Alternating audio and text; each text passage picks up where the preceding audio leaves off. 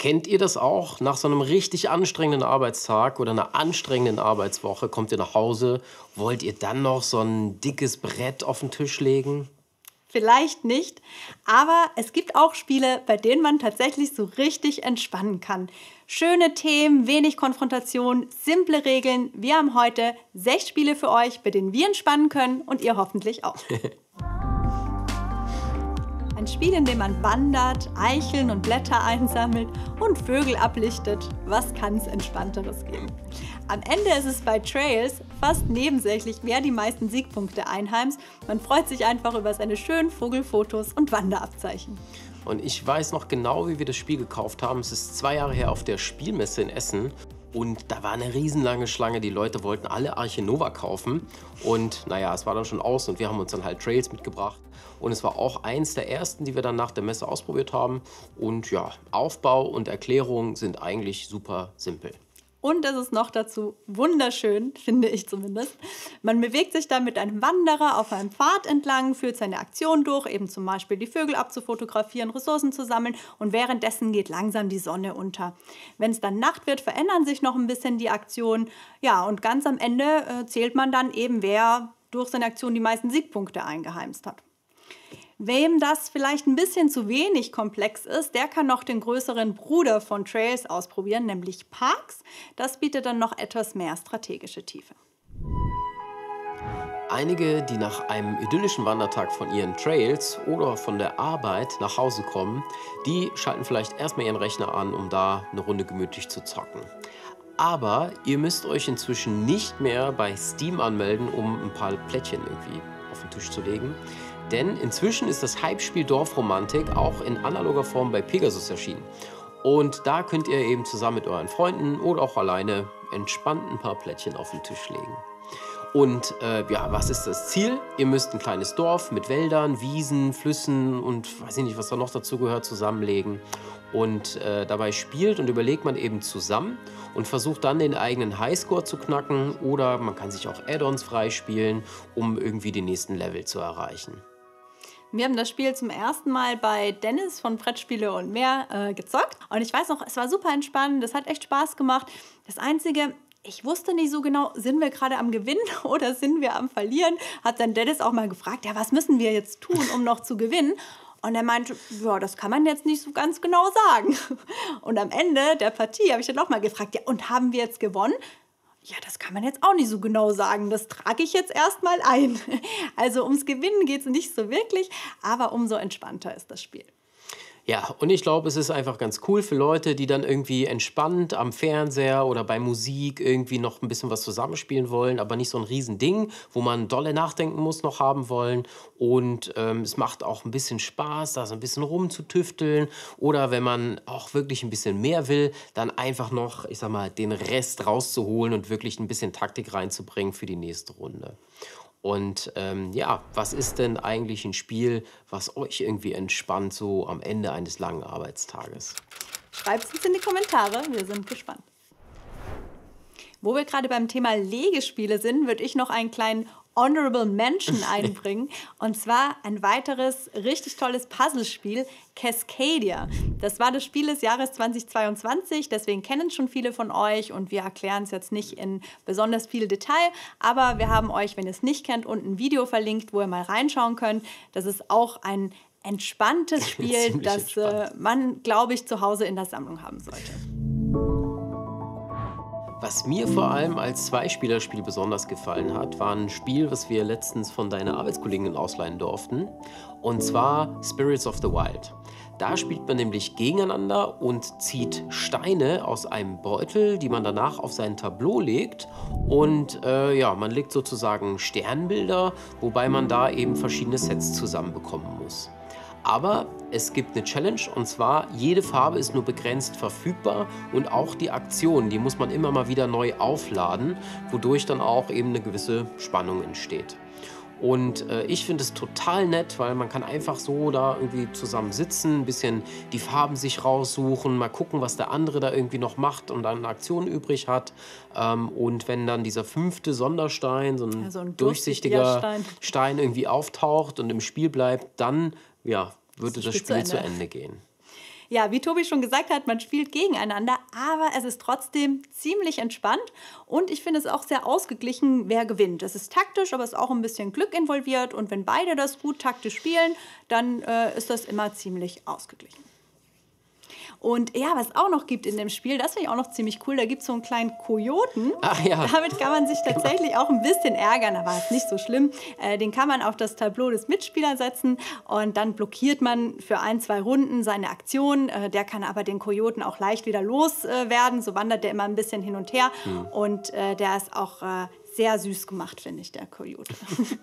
Gefällt mir optisch auch ziemlich gut. Wenn ihr Kojoten mögt, dann könnte auch das nächste Spiel für euch was sein. Das spielt nämlich im Death Valley in den USA und auch dort kommt ein Kojote vor. Ja, es handelt sich um das Spiel Death Valley, ein reines 2-Personen-Spiel, das aus nur 18 Karten besteht.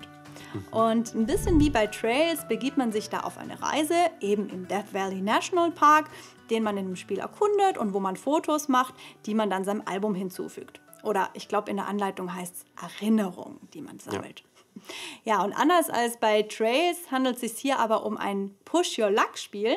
Das heißt, man muss beim Kartenziehen ein bisschen aufpassen und darf sich nicht zu vielen Gefahren aussetzen und sein Glück zu sehr herausfordern. Dann kann die Reise nämlich ganz schnell vorbei sein. Wenn man da zu viel Sonne ausgesetzt ist oder zu viel gefährlichen Tieren beispielsweise begegnet, also zu viele gleiche Symbole in seiner Reihe hat, dann ist die Reise vorbei und man muss die komplette Kartenreihe abgeben. Und das versucht man natürlich zu vermeiden. Ja, und Death Valley gibt es jetzt seit Ende letzten Jahres, ist bei Cosmos rausgekommen. Und es ist echt so klein, dass man das wirklich locker im Zug mitnehmen kann, auf Reisen mitnehmen kann und auch auf einem kleinen Tisch spielen kann. Und ja, Lückenfüller, in 15 Minuten ist das Ding schon durch.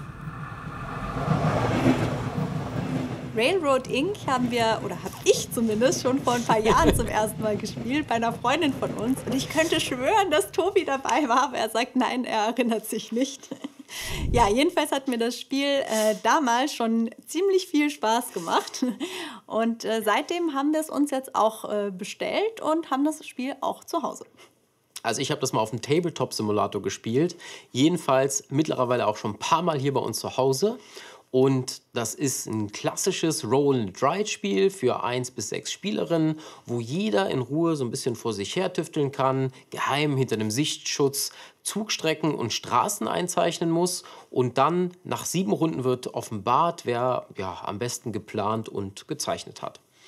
Und es gibt auch ein paar Würfelerweiterungen für das Spiel. Im Spiel enthalten ist schon so eine Fluss- und eine Seenerweiterung. Bei der tiefblauen Edition. Ja, und zusätzlich kaufen kann man sich noch so eine Arcade-Erweiterung, eine Eldritch-Horror-Erweiterung. Und die sind auch ziemlich cool umgesetzt eigentlich. Von Tetris über Pac-Man oder Pluckman heißt er hier. Entschuldigung. Bis hin zu Cthulhu-Tentakeln ist da echt alles dabei. Und es gibt neben der tiefblauen Edition auch noch eine feuerrote Edition. Die hat dann ein paar andere Erweiterungen dabei. Und es gibt jetzt noch die neue Railroad Inc. Challenge Edition. Einige haben nämlich kritisiert, dass Railroad Inc. so ein bisschen nicht herausfordernd genug ist, dass es nicht genug Interaktion gibt. Daher gibt es die jetzt auch.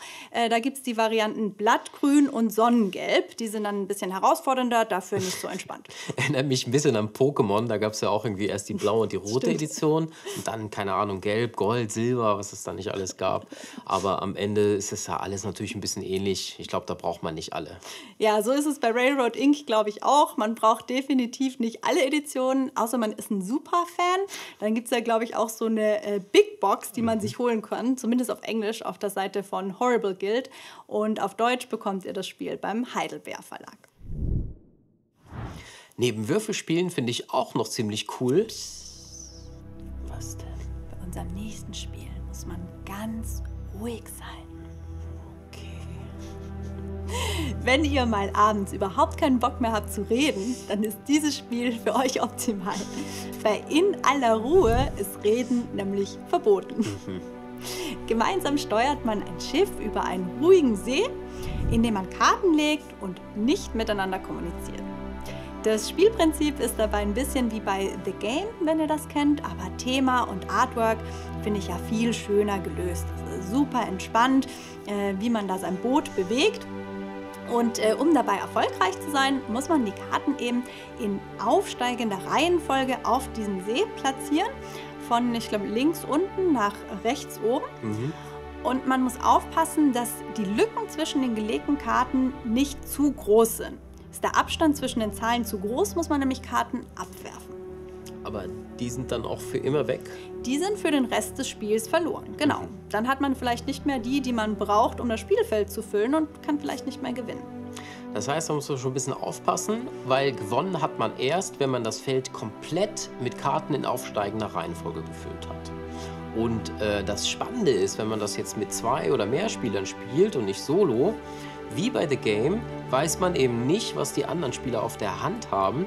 Und während man bei The Game noch so Sachen sagen kann wie, hier bitte nichts mehr hinlegen oder, boah, da habe ich eine richtig gute Karte, darf man eben in aller Ruhe einfach gar nichts sagen. Und falls einem das Spiel dann irgendwie doch zu entspannt ist und nicht abwechslungsreich genug, dann gibt es für das Spiel auch noch 3 Mini-Erweiterungen und 5 verschiedene Spielvarianten. Ja. Die sind auch direkt in dem Spiel schon mit dabei. Und demnächst soll noch eine Fortsetzung kommen, dieses Jahr noch, und zwar in aller Ruhe der Aufstieg oder auf Englisch Tranquility the Ascent, bei dem man dann statt über den See zu fahren, einen Berg besteigt. Ja, ich habe das bei Kickstarter gebackt und trotz einiger Verzögerungen hoffe ich sehr, dass es trotzdem noch 2023 erscheint. Ja, genauso wie viele andere Spiele-Neuheiten, auf die ihr euch dieses Jahr noch freuen könnt. Wir haben nämlich Neuheiten-Tipps von Better Board Games, Brettspiele und mehr und vielen anderen coolen Content-Creator, die ihr euch hier noch ansehen könnt.